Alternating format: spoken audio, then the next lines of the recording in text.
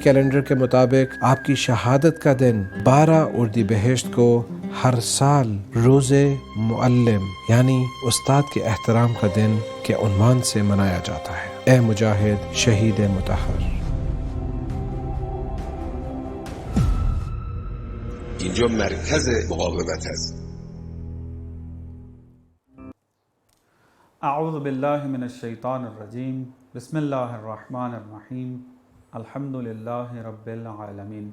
ناظرین، ہم دوبارہ آپ کی خدمت میں حاضر ہیں اور آپ کو معلوم ہے کہ اس سیشن کے اندر ہم بعض عقیدتی و سماجی مسائل کو اٹھاتے ہیں کہ جو آج ہمارے معاشرے میں موجود ہیں اور ہمارے جوان اس کے اندر مبتلا ہیں، اور وہ عقیدتی بعض مسائل کے جو کرونا وائرس کی وجہ سے بھی ذہن میں دوبارہ تازہ کیے گئے اور تازہ ہو بھی گئے، ان کو ہم یہاں پر تسلسل سے بیان کر رہے ہیں۔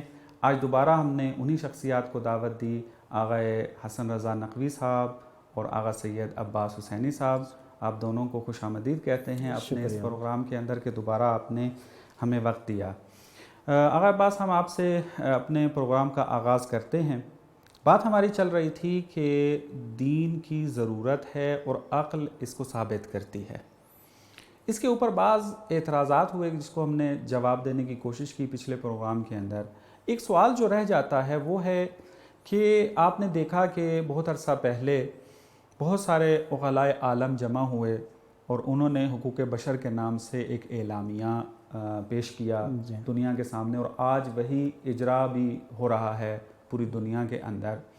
تو بعض روشن فکر یا ملحدین جو ہیں وہ آ کر اس اعلامیہ کا سہارا لے کر یہ کہتے ہیں کہ جب عقلاء عالم نے بیٹھ کر وہی جزیات کے جو دین دیتا ہے طے کر لی ہیں، تو پھر دین کی کیا ضرورت رہ جاتی ہے آج کل کے دور میں خصوصاً؟ تو اس کا جواب کیا فرمائیں گے آپ؟ بسم اللہ الرحمن الرحیم۔ تمام دیکھنے والوں کی خدمت میں السلام علیکم ورحمۃ اللہ وبرکاتہ۔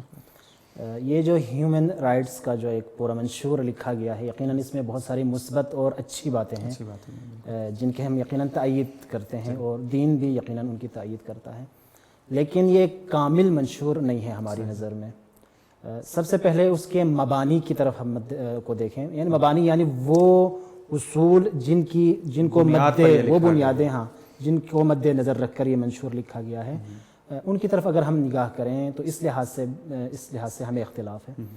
مثلاً اب صرف مثال کے طور پر ہم اگر عرض کرنا چاہیں تو ایک بنیادی سوال، آیا اس کائنات کا محور کون ہے، کیا ہے؟ تو اس حوالے سے جو ہیومن رائٹس ہے اس میں یہ کہا گیا ہے کہ انسان کا جو اس پوری کائنات کا محور خود انسان ہے، یعنی ہیومنزم کا جو نعرہ لگایا۔ جی ہاں، جبکہ ہمیں اس سے اختلاف ہے بالکل۔ تو جبکہ ہم کہتے ہیں کہ ہمارے مطابق خداوند متعال کی ذات اس کائنات کا محور ہے، اور ہمارا بھی ہیومنزم سے جو اختلاف ہے وہ بھی اس جہت سے ہے کہ خدا کی جگہ دی گئی ہے۔ جی ہاں، انسان کو خدا کی جگہ بٹھایا گیا ہے۔ دین بھی انسان کو محوریت دیتا ہے کہ خلیفہ قرار دیا، لیکن چونکہ یہ خدا کی جگہ لا کے بٹھاتے ہیں تو لہٰذا ہمارا یہ ایک غلطی اور بہت بڑی غلطی ہے۔ یا مثلا خود انسان کے حوالے سے، آیا انسان کے حوالے سے آپ کا نظریہ کیا ہے؟ آیا آپ انسان کو صرف یہی جسم، مادی جسم سمجھتے ہیں، یا جسم کے علاوہ انسان کی ایک اور حقیقت کے بھی آپ قائل ہیں جس کو ہم روح مجرد کہتے ہیں؟ انسان کی روح کے اپنے تقاضے ہیں، تو آیا اس ہیومن رائٹس کے اس منشور میں انسانی روح کے جو تقاضے ہیں ان کو مد نظر رکھا گیا ہے یا نہیں؟ تو اس طرح کے بہرحال بہت سارے نقد ہیں، ان سب کو چھوڑ کر پہلی اینٹ ہی جو ہے وہ درست نہیں رکھی، پہلی اینٹ ہی غلط لگائی گئی ہے۔ ان تمام باتوں کو چھوڑ کر اگر ہم آگے بڑھنا چاہیں تو پہلی بات تو یہ ہے کہ عقلاء عالم کا یہ اجتماع نہیں تھا، یعنی دنیا کے سارے عقلاء اس پر متفق نہیں تھے اور نہیں ہیں۔ اس کے اوپر سب سے بڑی بہت زبردست نقطہ ہے یہ جو میڈیا کے ذریعے پھیلایا جا رہا ہے، وہ تو یہی کہا جاتا ہے کہ عقلاء عالم نے اکٹھے ہو کر یہ اعلامیہ دیا ہے۔ ہرگز ایسا نہیں ہے۔ خود مغربی معاشرے کے اندر اگر ہم وہاں پر دیکھنا چاہیں ویسٹ میں، تو وہاں پر بھی بہت ساروں نے اس کی مخالفت کی ہیں، کتابیں لکھی ہیں، اور ایک دو نہیں سینکڑوں کتابیں لکھی ہیں اس کے رد میں اور اس کی مخالفت میں، اور خود یہاں بھی آیت اللہ جواد عاملی نے، آیت اللہ مصباح یزدی حفظہم اللہ اور دوسری بڑی بڑی شخصیات نے اس منشور کو رد کیا اور اس کے اوپر نقد کیا ہے اور بہت سارا لکھا ہے۔ یعنی ان بنیادوں سے صرف نظر کرتے ہوئے جی ہاں، ان جو حقوق بیان کیے گئے ہیں ان کے تبصروں پر اندر ہاں جو نقائص ہیں۔ اب مثلا جو ایک چھوٹی سی مثال، صرف بہت زیادہ مثالیں ہم یہاں پیش نہیں کر سکتے، دامن وقت میں بھی گنجائش نہیں ہوتی، صرف ایک مثال میں آپ کی خدمت میں پیش کرنا چاہوں تو یہی جو ہیومن رائٹس کی جو مختلف شقیں انہوں نے بیان کی ہیں، کوئی 40-50 شقیں ہیں اس کے اندر، تو اس میں مثلاً جو 18ویں شق ہے اس کے اندر یہ بیان کیا گیا ہے کہ تمام انسانوں کے لیے کہ وہ کون سا دین رکھتا ہے، کون سا عقیدہ رکھتا ہے، کس بات پر وہ ایمان رکھتا ہے، اس حوالے سے اس کو آزادی حاصل ہوگی. یہ ہیومن رائٹس کے اندر یہ بات لکھی گئی ہے. اور پھر اس عقیدے کے اظہار کی بھی آزادی ہوگی. تو یہ اچھی بات ہونی چاہیے. لیکن اب شق نمبر جب 5 میں ہم آتے ہیں شروع میں، تو وہاں پر یہ کہا گیا ہے کہ کوئی بھی ایسی سزائیں، جب سزاؤں کے حوالے سے جب بات کرتے ہیں، کوئی بھی ایسی سزا جو خلاف انسانیت ہو. اب خلاف انسانیت کے معیار کیا ہے وہ خود طے کیے، تو ان سزاؤں کو آپ جاری نہیں کر سکتے. تو اس میں پھر تفسیر میں جب آتے ہیں تو یقیناً آپ دیکھتے ہیں کہ کہا جاتا ہے کہ مثلاً کسی جرم، اب ایک جگہ آپ نے کہا کہ مذہبی آزادی ہے، اب جب دین مبین اسلام کی طرف بطور مثال اور بھی ادیان کو ہم پیش کر سکتے ہیں، تو اسلام نے بعض جرائم کی سزا قتل معین کی ہے، بعض جرائم کی سزا میں اس کو کوڑے مارنے کی سزا سنائی ہے، ہاتھ کاٹنا رکھا ہے. تو وہ لوگ کہتے ہیں یہ نہ کریں آپ، یہ ہیومن رائٹس کے خلاف ہے. ایک طرف سے آپ کہہ رہے ہیں کہ مذہبی آزادی حاصل ہے، اور دوسری طرف سے آپ ان سزاؤں کی مخالفت کرتے ہیں. یعنی خود ان کے تدوین شدہ منشور کے اندر ہی جو ہے وہ کانٹرڈکشن، تضاد ہے آپس میں. تو یہ ایک تضاد کی آپ کے سامنے مثال پیش کی، اور بھی بہت ساری مثالیں ہم پیش کر سکتے ہیں. بالکل جی. آپ بس نتیجہ ہماری بحث کا یہ نکلتا ہے کہ یہ جو نعرہ روشن فکروں کی طرف سے لگایا جاتا ہے کہ عقلاء عالم اکٹھے ہوئے تھے، تو پہلی بات تو یہ عقلاء عالم نہیں تھے. ایک اور مزے کی بات جو ابھی یاد آئی، دیکھیں اس ہیومن رائٹس کے اس منشور میں دین کی نفی نہیں کی گئی. یہ بھی انتہائی ہم، اگر آپ کہتے ہیں عقلاء عالم نے مل کر بات کی، تو عقلاء عالم نے یہاں پر دین اور مذہب کی نفی، آزادی کے قائل ہو رہے ہیں. جی ہاں بالکل، اس کے دین کی نفی نہیں کی. حالانکہ ہم دیکھتے ہیں کہ جو بالکل جو حقوق بشر کا نعرہ لگا رہے ہیں وہ بعض اوقات ہمیں دین کی نفی کرتے ہوئے نظر آ رہے ہوتے ہیں، دین کی جو وہی احکامات کی جو ہے وہ نفی کرتے ہوئے نظر آتے ہیں. بس خلاصہ آپ کی بات کا یہ ہم لیتے ہیں کہ پہلی بات تو یہ مغالطہ کیا جاتا ہے کہ عقلاء عالم نے جمع ہو کر یہ اعلامیہ دیا ہے، ایسا نہیں ہے. جی، اس کا دلیل یہ ہے کہ تاریخ اتنی دور ابھی نہیں گئی ہے، چونکہ اسی صدی کی بات ہے، یعنی پچھلی صدی کی بات ہے، تو انسان دیکھ سکتا ہے آ کر. اور پھر اتنی تعداد کے اندر رد کے اندر کتابیں لکھی جانا اس بات کی دلالت کرتی ہے کہ یہ عقلاء عالم جو ہیں اس پہ جمع نہیں تھے. اور دوسرا نقطہ جو اہم آپ نے بیان فرمایا اور انتہائی اس پر توجہ کی ضرورت ہے، وہ یہ کہ اگر ہم بنیادی اعتراضوں کو صرف نظر بھی کر دیں، ان کے خود حقوق کے اندر جو ہے وہ تضاد پایا جاتا ہے، بہت زیادہ تضاد، آپس میں ٹکرا رہے ہوتے ہیں، جیسا کہ آپ نے مثال کے ساتھ بیان بھی کی. پس نتیجہ یہ نکلتا ہے کہ حقوق بشر کو مد نظر رکھتے ہوئے دین کی نفی کرنا جو ہے یہ کسی بھی صورت میں جائز نہیں. اس چیز سے صرف نظر کر کے کہہ رہے ہیں کہ وہ قرآن اور حدیث یا دین جو ہمارے لیے مضبوط اور محکم دلیلوں سے ثابت ہے وہ ٹکرا رہا ہے بعض شکوں سے، حقوق بشر کی بعض شکوں سے. جی بالکل ایسے ہی. بہت شکریہ آغا، دوبارہ آپ کی طرف تشریف لائیں گے. آغا حسن، جیسا کہ آپ کو معلوم ہے کہ کوشش کر رہے ہیں ہم کہ جو آج کل کے حالات بنے ہوئے ہیں اس کو مد نظر رکھتے ہوئے بعض سوالوں کے جواب دیں. تو اس کرونا وائرس، یہ جو وبا پھیلی ہوئی ہے، اس کی وجہ سے بعض سوال ذہن میں یہ آئے ہیں افراد کے کہ اگر خداوند متعال بہت مہربان ہے، جیسا کہ ہے بھی، اور یہ نظام بھی ہم احسن سمجھتے ہیں اور عقلاً بھی ثابت ہے اور خدا نے بھی اس کو فرمایا ہے، تو پھر اس کے اندر یہ بلائیں اور یہ وبائیں، یہ بیماریاں کیوں وجود رکھتی ہیں اس میں؟ بسم اللہ الرحمن الرحیم. جی، انتہائی اہم سوال ہے جو ایک عام طور پر یہ سوال کیا جاتا ہے، اور آج کا سوال نہیں ہے، شروع سے ہی انسان ان شرور کے بارے میں، ان آفات و بلیات اور ان حوادث کے بارے میں سوچتا آیا ہے اور اس کے بارے میں مختلف نظریات کو قائم کرتا آیا ہے. جو دو اہم ترین اس میں باتیں ہو سکتی ہیں، ایک تو یہ کہ بیماریوں کا فلسفہ کیا ہے، وہ اگر وقت ہوا تو ہم اس پہ بات کریں گے. لیکن ایک جو اہم ترین یہ بات جو آپ نے سوال اٹھایا کہ خداوند متعال اگر علم لامحدود رکھتا ہے، اگر اس کا علم، اس کی قدرت، اس کی طاقت اور پاور، یہ ساری چیزیں لامحدود ہیں، ان کی کوئی لیمٹ نہیں ہے، اور یعنی وہ عاجز نہیں ہے، خدا نخواستہ جاہل نہیں ہے، اور اسی طرح وہ حکیم بھی ہے، ہر کام حکمت سے کرتا ہے، اور سب سے بڑھ کر وہ محبت کرتا ہے اپنی مخلوق سے، اور یہ عقلی اور نقلی دلیلوں سے ثابت ہے، جیسا کہ آپ نے خود فرمایا. اور یہ ہے بھی اس طرح کہ اگر انسان بھی کوئی چیز بناتا ہے تو اس سے محبت کرتا ہے، اپنی مخلوق سے جو ہے وہ محبت کی جاتی ہے، اپنے آثار سے محبت کی جاتی ہے. اب سوال یہ ہے کہ خداوند یہاں پر کیسے سازگاری ہو کہ خداوند متعال عالم بھی ہے، قادر بھی ہے، محب بھی ہے, محبت بھی کرتا ہے, مہربان بھی ہے, سب کچھ ہے, پھر بھی اس طرح کی چیزیں پیش آتی ہیں. لہٰذا سب سے پہلی جو بات خلاصتاً عرض کروں, یہ تو واضح ہے کہ اگر آپ نے یہ مان لیا کہ خدا عالم مطلق ہے اور قادر مطلق ہے اور اسی طرح وہ مہربان ہے اور حکیم ہے, تو پھر آپ کو یہ ماننا پڑے گا کہ یہ چیزیں اس کے علم, قدرت یا اس کی مہربانی اور اس کی حکمت کے خلاف نہیں ہیں. لہٰذا چونکہ آپ نے وہ بات جو مانی ہے وہ برہان اور دلیل کے ساتھ مانی ہے, وہ بات آپ نے دلیلوں کے ساتھ, کیونکہ اس کے پیچھے دلیل موجود ہے, تو لہٰذا یہاں آپ کو توجیہ کرنی پڑے گی. یا آپ اس مسئلے میں آئیں اور وہاں رد کریں کہ خدا عالم نہیں ہے, نعوذ باللہ, یا قادر, جیسا کہ بعض مغربی مفکرین نے آ کر یہ نتیجہ لیا بھی ہے, چونکہ یہ ہے بس خدا عالم نہیں ہے, چونکہ یہ ہے خدا قادر نہیں ہے, خدا کے منکر ہوئے. ہاں, خدا کے منکر. لہٰذا جب ہم دلیلوں سے ثابت کرتے ہیں کہ خدا ایک ایسا موجود اور ہستی ہے, تو ہم اس نتیجے پر تو پہنچ جاتے ہیں کہ یہ جو ہم سمجھ رہے ہیں کہ یہ علم یا قدرت یا حکمت کے خلاف ہے, ایسا نہیں ہے. یعنی خلاصتاً ہم کچھ اور سمجھ رہے ہیں, حقیقت کچھ اور ہے. اب یہ سوال, جو دوسرا نقطہ, یہ سوال ہوتا ہے کہ کیا خداوند متعال کوئی ایسا جہان خلق نہیں کر سکتا تھا جس میں یہ ہوئی نہ, کوئی چیز نہ ہوتی, زلزلے نہ ہوتے, سیلاب نہ ہوتا, یہ قتل و غارت گری نہ ہوتی, ہم بیمار نہ ہوتے, یہ فقر اور تنگ دستی, سوال ذہن میں آتا ہے ایسے. تو اس کا جواب یہ ہے کہ جی ہاں, خداوند متعال قادر ہے.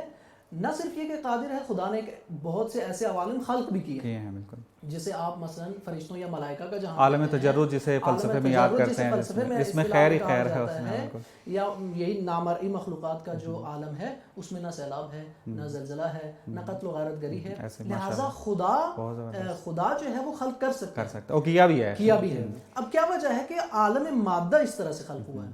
تو اس کا جواب یہ ہے کہ عالم مادہ سے مراد ہی یہ ہے جہاں پہ میٹر ہو, مادہ ہو, اور مادہ کی ذاتی خاصیت یہ ہے کہ اس کے اندر تضاد ہے, چیزوں کے اندر ٹکراؤ پایا جاتا ہے. بالکل, جی ہاں, چیزوں کے اندر ٹکراؤ پایا جاتا ہے. لہٰذا یہاں پر ایک وہ اہم چیز جس کی طرف توجہ کی ضرورت ہے کہ جسے اصطلاح میں یہ کہا جاتا ہے کہ مشکل جو ہے وہ فاعلیت فاعل میں نہیں ہے, قابل اس طرح کا ہے, اسے اگر خلق کرنا ہے تو اسی طرح کا ہوگا. یہ جو اصطلاح میں کہا جاتا ہے کہ مثلا فاعلیت فاعل تام ہے یا فاعل اپنی جگہ پہ مکمل ہے, اس کے اندر کوئی نقص نہیں ہے. مثلا مثال کے طور پر آپ دنیا کے کسی ماہر ترین انجینئر کو بلا لیں اور اسے کہیں یہ 2-3 اینٹیں ہیں, اس سے آپ 10 منزل عمارت ایک جو ہے وہ کھڑی کر کے دکھائیں, تو وہ کہے گا کہ میں نہیں کھڑی کر سکتا. اب اگر آپ اعتراض کریں کہ تم پھر کیسے انجینئر ہو, تم کیسے ماہر ہو, بنا ہی نہیں سکتے, کیسا تجربہ ہے کہ تم بنا ہی نہیں سکتے ایک عمارت, تو اگر کوئی منصف اس منظر کو دیکھے تو وہ یہی کہے گا کہ اس میں کوئی مشکل نہیں ہے, یہ آپ جس چیز کا مطالبہ کر رہے ہیں وہ چیز درست نہیں ہے. اگر آپ یہ کہنا چاہ رہے ہیں کہ عالم مادہ عالم مجرد بن جائے تو یہ پھر عالم مادہ نہیں رہے گا. اگر یہ عالم مادہ اور یہی اس میں میٹر رہے اور یہ عالم مادہ رہے تو پھر یہ چیزیں اس میں موجود ہیں. لیکن ایک جو نقطہ آخری عرض کرنا چاہوں گا, وہ جو چیزیں اس عالم مادہ میں بھی موجود ہیں خداوند متعال جنہیں خلق کرتا ہے, اس فلسفی بحث سے ہٹ کر جو ایک گہری اور عمیق بحث ہے کہ یہ عدم کی طرف لوٹتا ہے, وجود کی طرف نہیں لوٹتا, اس چیز کو ہم چھوڑ کر بھی اگر دیکھیں تو یہ جتنی بھی چیزیں یہاں پر خلق کی جاتی ہیں ان کا جو شر ہے وہ نسبی ہوتا ہے. بالکل, اس کی میں وضاحت کروں گا کہ شر کے نسبی ہونے سے کیا مراد ہے. کوئی بھی چیز, علماء یہ فرماتے ہیں اور اس کو ثابت کیا گیا ہے دلیلوں سے, کہ خدا نے کوئی بھی چیز ایسی خلق نہیں کی جو ہر جہت سے شر ہو یا ہر جہت سے برائی. اسی وجہ سے یہ فلسفے میں یہ بات کی جاتی ہے, اور واقعاً بات درست بھی ہے, کہ کائنات میں شر نام کی چیز ہے ہی نہیں, کیونکہ جو خدا خیر ہے وہ شر کو کیسے خلق کر سکتا ہے, کیونکہ سنخیت والا مسئلہ بھی اس میں آ جاتا ہے. جو خیر ہے, خدا جو خیر ہے, جو سراسر خیر سے کبھی شر صادر نہیں ہو سکتا, اس سے جو چیز بھی صادر ہوگی, جو چیز بھی وہ خلق فرمائے گا وہ خیر ہی خیر ہے. یعنی اس میں اگر بعض جہات کو آپ شر سمجھ رہے ہیں تو دوسری بہت سی جہات خیر وہ ہماری جہت سے شر بن رہا ہوتا ہے, وائلہ وجودی اعتبار سے نہیں, اور وہ بہت سی جہات خیر ہیں جس سے آپ مثلا جو ہے وہ غافل ہیں, اس لیے آپ حکم لگا رہے ہیں. مثلا فرض کریں خدا نہ خواستہ اگر کسی کا بچہ آگ میں جلتا ہے, یا کسی کا گھر یا دکان فرض کریں اس کی جل جائے آگ میں, تو وہ پوری زندگی نفرت کرے گا اور کہے گا خدایا تو نے اس آگ کو خلق ہی کیوں کیا. لیکن اگر وہ یہ دیکھے کہ یہی آگ ہے جو سردی میں اسے بچاتی ہے سردی سے, اسی کو فائدہ دیتی ہے اور پھر پوری دنیا کو بھی فائدہ دے رہی ہے, انسانیت کو یہ جو آگ ہے مثلا فائدہ دے رہی ہے. یا آج اگر کسی کو خدا نہ خواستہ کرنٹ لگ جاتا ہے تو وہ بجلی کو گالیاں دے, بجلی ہونی ہی نہیں چاہیے تھی, بجلی کیوں بنا دی, بندے مر رہے ہیں, بجلی نہ ہوتی تو دیکھیں آپ کتنی خیرات اور برکات جو بجلی کے ذریعے حاصل وہ نہ ہوتی. لہٰذا اس چیز کو, جیسا کہ حضرت آیت اللہ جوادی عملی نے بھی فرمایا جو کورونا کے دنوں میں انہوں نے آن لائن کچھ دروس مثلا ایک درس یا اس طرح سے دیا, انہوں نے فرمایا کہ یہ کورونا بھی رحمت خدا کا مصداق ہے. بالکل بالکل, بہت عام جملہ شخص ہے, جب اس اردو بات میں ہم کو نے سنتا ترجمہ بھی کیا ہے اس کا. عام شخص جب اس بات کو سنتا ہے تو وہ پریشان ہو جاتا ہے کہ کیسے لوگ مر رہے ہیں روزانہ. تو اگر اتنے لوگوں کے مرنے کے ساتھ اگر آپ اس جہت کو دیکھیں کہ ساری انسانیت خدا کی طرف متوجہ ہو چکی ہے, ہر کوئی اپنی موت اور آخرت کی طرف متوجہ ہو چکا ہے, تو یہ سب سے بڑا فائدہ ہے. اس فائدے کے مقابلے میں ساری انسانیت بھی چلی جائے تو یہ بہت بڑا فائدہ ہے. بہت فائدہ, بالکل.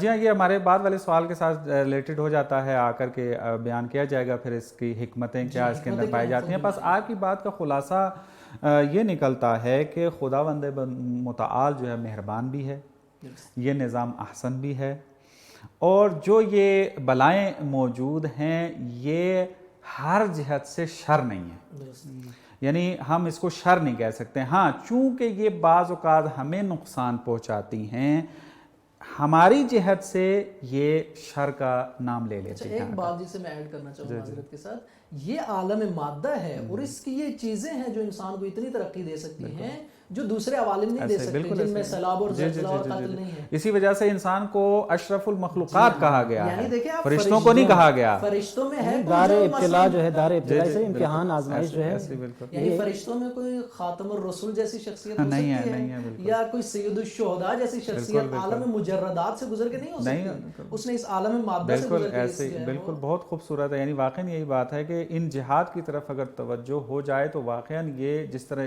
سے بی بی نے فرمایا تھا, بی بی زینب سلام اللہ علیہا نے, کہ ما رأیت الا جمیلا, میں نے فقط جمیل دیکھا ہے, ضرب کھائی تو کافر فزت ورب الکعبہ, کامیاب ہو گئے. تو یہ انہی چیزوں کی طرف دلالت کرتا ہے کہ خدا کی طرف سے جو کچھ بھی ہے وہ شر نہیں ہے. ہاں, بعض اوقات وہ ہمیں نقصان ضرور پہنچاتے ہیں. وہ کیوں ہے یہ دوبارہ آپ کی طرف پلٹیں گے تو جواب آپ سے ضرور طلب کریں گے اس چیز کا.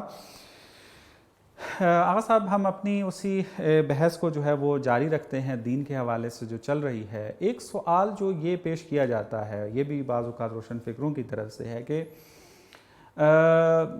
جیسا کہ آپ نے کہا کہ انسان کو تکامل ترقی کے لیے جو ہے وہ دین کی ضرورت ہے, تو وہ پھر ایک نمونہ پیش کرتے ہیں کہ مغرب زمین کے اندر اتنی زیادہ ترقی ہو چکی ہے اور وہ تو دین کو مانتے تک نہیں ہیں, تو اس کی آپ کیا توجہ پیش کریں گے؟ پہلی بات تو یہ کلی طور پر یہ بات درست نہیں ہے کہ وہ لوگ دین کو نہیں مانتے, ان میں بھی دین کو ماننے والے بہت زیادہ موجود ہیں, پہلی بات. دوسری بات یہ ہے کہ اگر مغرب نے ترقی کی ہے تو یقیناً مادی ترقی کی ہے, یعنی وہاں پر سڑکیں بڑھی ہوئی ہیں, عمارتیں بڑھ گئی ہیں, عمارتوں نے ترقی کی ہے, سڑکوں نے ترقی کی ہیں, وہاں پر مثلا آپ کہہ سکتے ہیں سہولیات بڑھ گئی ہیں, مادی سہولیات. لیکن سوال یہ کہ انسان نے ترقی کی ہے یا نہیں, آیا انسان بڑھ گیا ہے یا نہیں, انسان کی انسانیت میں اضافہ ہوا ہے یا نہیں, یہ انتہائی بنیادی سوال ہے. اس حوالے سے مثلا بعض علماء ایک تعبیر بہت خوبصورت استعمال کرتے ہیں کہ ایک ہوتی ہے عمودی ترقی اور ایک ہوتی ہے افقی ترقی, یعنی ہاریزنٹل اور ورٹیکل. اگر آپ دیکھیں تو ہاریزنٹلی انہوں نے بہت زیادہ ترقی کی ہے, شہر پھیل گئے اور سڑکیں بڑی ہو گئیں, عمارتیں بڑی ہو گئیں وغیرہ وغیرہ. لیکن وہ جو ورٹیکل جو ترقی ہونی چاہیے تھی خدا کی طرف, معنویات کی طرف, اس میں کتنی ترقی ہے, خود انسان کی انسانیت کتنی بڑی ہے, یہ ایک بہت بڑا سوال ہے. لہٰذا خود مغرب میں بسنے والے لوگوں نے خود اعتراف کیا, خصوصاً وہ لوگ جو دین کی طرف راغب ہوئے. مثلا پہلے وہ دین کو نہیں مانتے تھے, لیکن بعض مطالعات اور تحقیقات کے بعد جب وہ دین کی طرف مائل ہوئے, ان سے انٹرویوز لیے گئے کہ آپ کیوں دین کی طرف مائل ہوئے, تو بہت ساری کتابیں لکھی گئی ہیں اس موضوع پر. وہ کتابیں اگر آپ پڑھ لیں تو وہاں پر انہوں نے یہ اعتراف کیا کہ تمام تر ترقی, تمام تر سہولیات, تمام تر ٹیکنالوجیز کے باوجود ایک چیز کی ہم کمی محسوس کرتے تھے, وہ یہی ہے, یعنی دین, معنویت, اس کی کمی ہم محسوس کرتے تھے. تو اس کا مطلب کیا ہے؟ اس کا مطلب یہ ہے کہ یہ مادی ترقی کافی نہیں ہے. ہاں ٹھیک ہے, اچھی بات ہے, مادی ترقی ہونی چاہیے, اسلام نے اس سے منع نہیں کیا, لیکن یہ کافی نہیں ہے. مادی ترقی کے ساتھ ساتھ معنوی ترقی بھی ہونی چاہیے. ورنہ کیا ہوتا ہے, ورنہ یہ ہوتا ہے کہ بہت ساری مشکلات, بہت سارے مصائب. اب مثلا میں آپ کو ایک دو چھوٹی مثالیں دینا چاہوں کہ یہی مغربی معاشرہ جو مادی طور پر ماشاءاللہ جس نے بہت زیادہ ترقی کی ہے, وہاں پر کیا کیا مشکلات ہیں. مثلا یہ فیملی سسٹم دیکھ لیں, ان کا فیملی سسٹم خراب ہو کے رہ گیا, تباہ و برباد ہو چکا ہے فیملی سسٹم. انشاءاللہ اس حوالے سے ایک رپورٹ ہے, وہ رپورٹ بھی میں آپ کے سامنے پیش کروں. یا مثلا کیا ہوتا ہے جی بوڑھے ہو گئے اولڈ ہومز وہاں پر لے جا کر والدین تک کو وہاں پر پھینک دیا, اب ہماری ذمہ داری نہیں ہے. یا اگر مثلاً اگر شہوت پرستی کے حوالے سے اگر آپ دیکھیں تو مختلف طریقے اپنا کر تنگ آ گئے, یہاں تک کہ ہم جنس بازی اور نہیں معلوم اس سے آگے کون کون سے طریقے وہ لوگ. تو اگر اخلاقی حوالے سے اس معاشرے کو ہم دیکھیں, فیملی سسٹم کے لحاظ سے دیکھیں تو وہاں پر انتہائی تباہی ہے, انحطاط ہے. تو بے شک مادی اس کا مطلب کیا, اس کا مطلب یہ ہے, ہم یہ کہتے ہیں کہ صرف مادی ترقی کافی نہیں ہے, مادی ترقی کے ساتھ ساتھ معنوی ترقی, معنویت.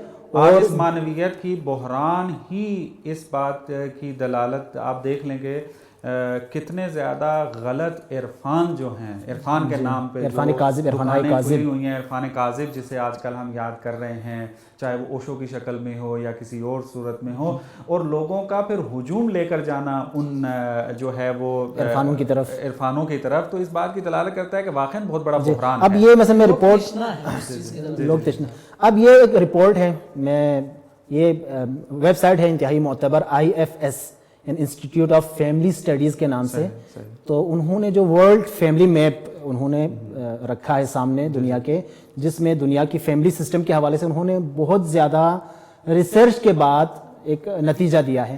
یہ جو میں آپ کے سامنے یہ جو ریسرچ پیش کرنے جا رہا ہوں, یہ ان کی 2017 کی جو رپورٹ ہے اس کا ایک خلاصہ, اور اس میں فیگر نمبر 3, اس فیگر نمبر 3 کے اندر برڈز آؤٹ سائڈ میرج, یعنی وہ پیدائشیں, وہ ولادتیں جو شادی کے بغیر ہوئی ہیں, اس کو آپ یعنی تعبیر جو بھی استعمال کر لیں, یعنی بغیر شادی کے جو بچے پیدا ہوتے ہیں معاشرے کے اندر. مختلف ملکوں کا انہوں نے ان کی اسٹڈی کی, ریسرچ کی, اس کے بعد جو رزلٹ آیا انتہائی یعنی شرمناک ہے. یہ اس میں مثلا اسلامی ملکوں کے حوالے سے اگر آپ دیکھیں تو اسلامی ملکوں میں سب سے زیادہ ترکی کا ریشو ہے, وہاں پر 3% ہے یہ ریشو, ترکی ہے سب سے زیادہ.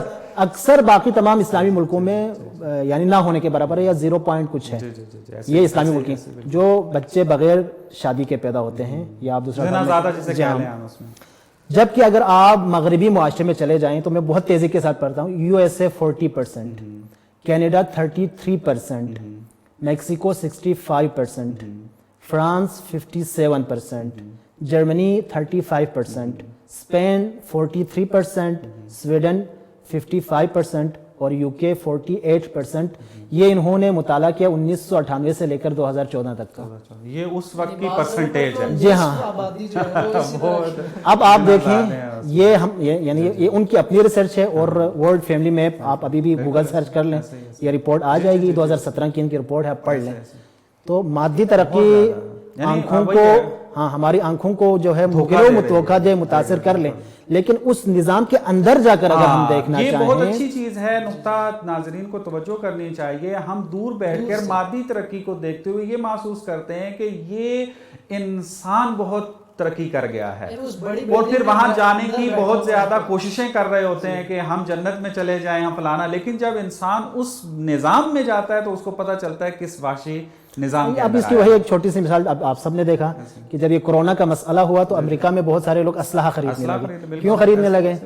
اور چوریاں کتنی زیادہ, میں رات اخبار میں دیکھ رہا تھا فرانس کے اندر کتنے % چوریاں بڑھ گئی ہیں, اور گھریلو تشدد کی جو بات واردات ہیں بہت زیادہ. جی بہت, چونکہ وقت ختم ہو گیا, انشاءاللہ دوبارہ آپ دوستان کی خدمت میں حاضر ہوں گے انہی سوالات کے ذریعے.